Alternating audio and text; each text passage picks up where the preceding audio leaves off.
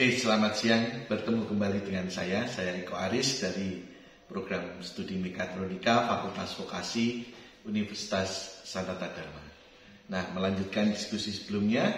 Nah, saat ini kita akan belajar bagaimana mengendalikan motor servo dengan menggunakan PLC dan HMI. Di mana HMI-nya nanti kita menggunakan HMI secara virtual menggunakan software CX Designer.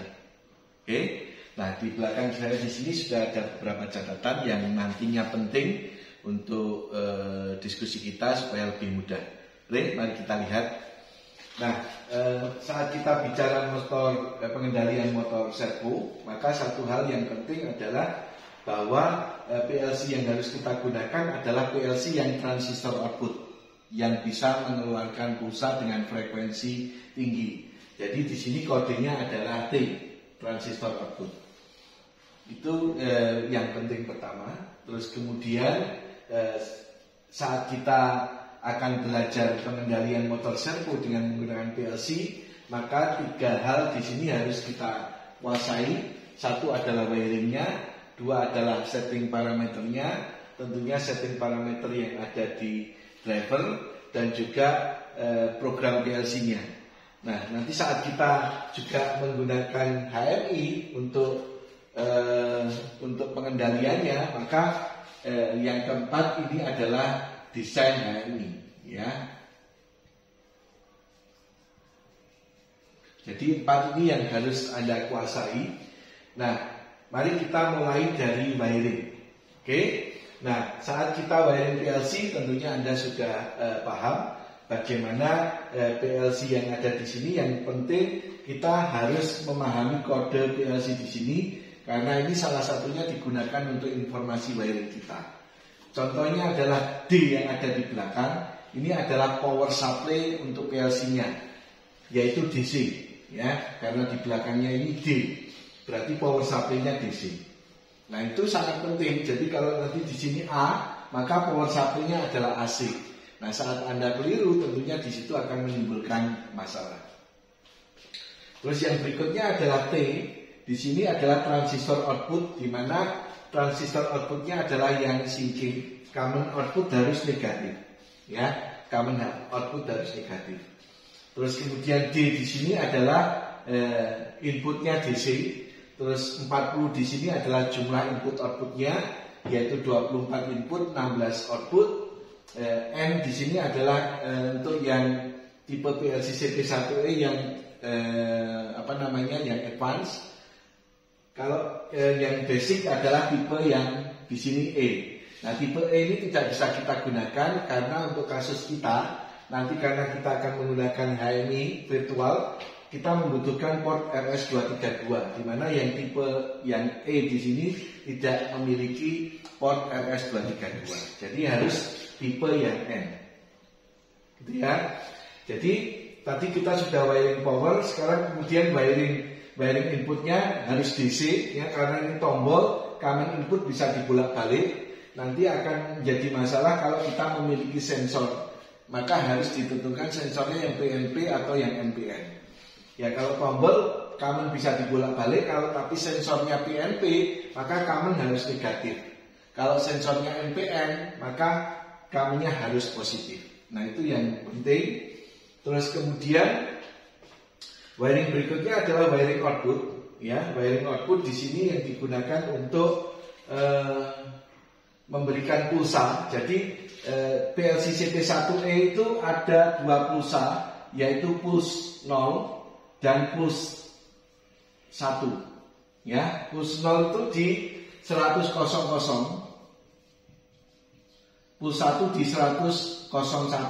Jadi kita menggunakan yang puls 0. Maka puls 0 ini kita hubungkan dengan terminal puls yang ada di digital input yang ada di sini. Ini CN1, ya, CN1 yang ada di servo motor, yaitu digital inputnya.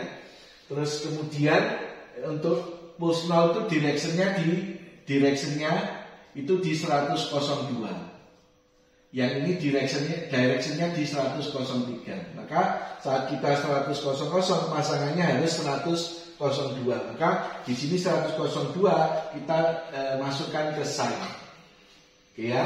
Terus kemudian ini adalah power servonya AC 11220 satu fase. Terus kemudian di sini adalah motor AC servo motor ECMA ya. Di sini UVW kita hubungkan ke motornya, sedangkan encodernya dihubungkan ke CN2. Nah, servo drivernya yang kita gunakan adalah Delta ASDAB 2. Servo motornya kita yang ECMA, gitu ya. Kita pakai yang ECMA yang 400 watt, yang 100 watt, sorry ya 100 watt. Nah, itu untuk wiringnya. Terus wiring berikutnya adalah tentunya nanti saat kita akan memprogram PLC kita menggunakan kabel USB. Sedangkan untuk nanti komunikasi antara HMI virtual kita dengan PLC kita menggunakan RS232 dan di sini dari USB. Maka kita membutuhkan USB RS232 converter. Ini untuk wiring yang ada di sini. Terus kemudian terkait dengan setting parameter, ya setting parameter yang ada di sini, ya yang ada di sini yang paling penting adalah setting parameter untuk yang pulse sign, ya untuk yang pulse sign. Terus kemudian setting parameter yang digunakan untuk electronic gear ratio, ya electronic gear ratio. Oke, nah untuk setting parameternya adalah sebagai berikut. Nah, di sini adalah parameternya P100 ini kita isi 0142. Dua di belakang di sini itu adalah pulse per direction. Jadi kita menggunakan di sini pulsanya, di sini adalah directionnya atau sign-nya. Terus kemudian karena resolusi encodernya adalah 160.000 pulse per revolution, maka kita akan merubah menjadi 500 pulsa per revolution. Maka kita menggunakan electronic gear ratio P144 kita isi 16.000, P145 kita isi 50, maka resolusinya akan berubah menjadi 500 pulse per rotasi, ya per putaran. Di sini ini adalah setting yang penting. Ini kenapa di sini penting? Karena nanti kalau kita settingnya tidak yang pulse sign, tetapi yang CW atau cara yang kedua, maka di sini pulsanya harus masuk ke pulse atau masuk ke sign di sini. Sama-sama pulsa yang nanti menentukan arah. Nah, kita pinginnya pulsanya selalu masuk di pulse. Sedangkan di sini adalah untuk sign-nya. Maka kita setting 0142. Di sini harus sinkron karena nanti program kita juga akan pulse sign. Terus kemudian resolusi ini menentukan nanti putaran kita supaya sesuai. Maka kita atur 500 pulsa per putaran. Maka kalau kita ingin memutar di sini kasus kita misalnya 10 putaran, maka isinya pulsanya nanti tinggal kita masukkan 5.000 gitu ya. Terus kemudian ini adalah program kita, ya programnya sama persis dengan program yang motor stepper. Kita mempunyai dua buah tombol virtual dan tombol real yang ada di luar. W00 nanti kita masukkan ke desain di sini. Terus W01 di sini, ini motor on, indikasinya ini motor on. Nanti motor on kita menggunakan in progress flag A28004. Jadi saat motornya on, maka ini akan menyala. Terus kemudian parameter akselerasi, deselerasi, frekuensi, dan jumlah putaran bisa kita masukkan secara fleksibel di dalam HMI kita. Ya. Kalau kita tidak memiliki HMI, tentunya kita harus menggunakan software CX Programmer, dan tentunya itu akan menyulitkan kalau di lapangan. Gitu ya. Jadi ini adalah programnya, di mana ini kita menggunakan pulse stall. Maka kalau di sini pulse stall yang kita gunakan, maka di sini harus kosong. Terus di sini ini modenya, yang kalau di sini isinya satu itu adalah satu pulsa input method, artinya pulse sign, gitu ya. Jadi kalau di sini isinya satu, maka sesuai dengan kita tadi pulsanya masuk di pulse, directionnya masuk di sign. Terus 0 yang ada di sini adalah clockwise. Kalau di sini 1 berarti counterclockwise. Kemudian yang di sini 0 belakang adalah relatif. Di sini adalah relatif. Nah, nanti data memorinya kita masukkan di D0 ya. Nanti D0 berarti akselerasi, D1 deselerasi, D2, D3 adalah frekuensi, D4, 5 adalah jumlah pulsanya. Sedangkan ini adalah starting frekuensi, karena asumsinya dari berhenti maka kita isi 0. Jadi itu yang nantinya harus kita lakukan. Jadi harus paham masing-masing karakteristiknya supaya kita bisa wiring, bisa juga mengatur parameter, bisa juga nanti kita harus memprogram PLC dan desain HMI. Itu kompetensi yang penting nantinya saat kita akan develop sistem-sistem otomasi, di mana kalau kita membutuhkan aktuator motor servo dan kendali PLC, kita sudah menguasai bagaimana cara mengendalikan motor servo tadi, bisa memutar clockwise, counterclockwise, menghentikan, mengatur kecepatan dan sebagainya. Oke, mari kita lihat secara detail sistemnya. Ini adalah motor servo kita. Tadi kita sudah setting motor servonya. Terus kemudian ini adalah drivernya. Motor servonya terhubung ke belt conveyor. Nah, di sini sebenarnya ada PLC, tapi kita tidak menggunakan PLC CP1H. Kita menggunakan PLC yang ada di sini, yaitu PLC CP1E. Maka di sini ada 2 buah tombol luar yang ada di sini untuk memutar clockwise, counterclockwise. Terus kemudian ini adalah terminal pulse sign yang tadi ada di CN1-nya motor servo. Terus kemudian ini adalah desain HMI-nya. Jadi kita bisa memasukkan dengan mudah yang ada di sini. Oke, kita bisa memasukkan, katakanlah kalau 100 di sini, saya ingin memasukkan 50.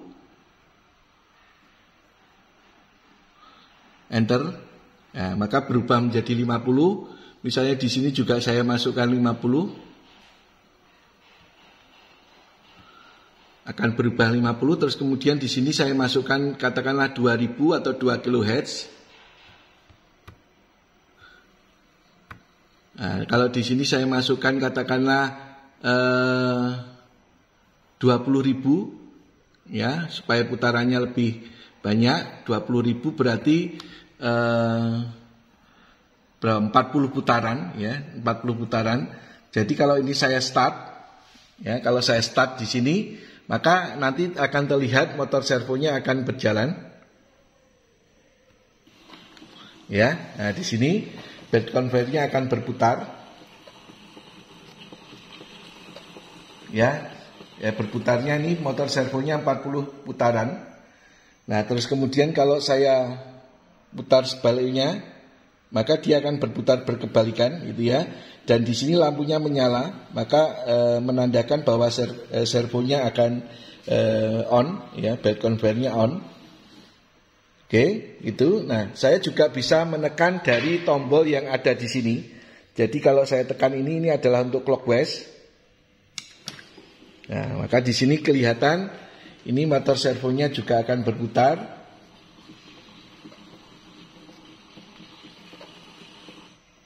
Nah, kalau saya putar yang sebaliknya, maka dia akan berputar sebaliknya.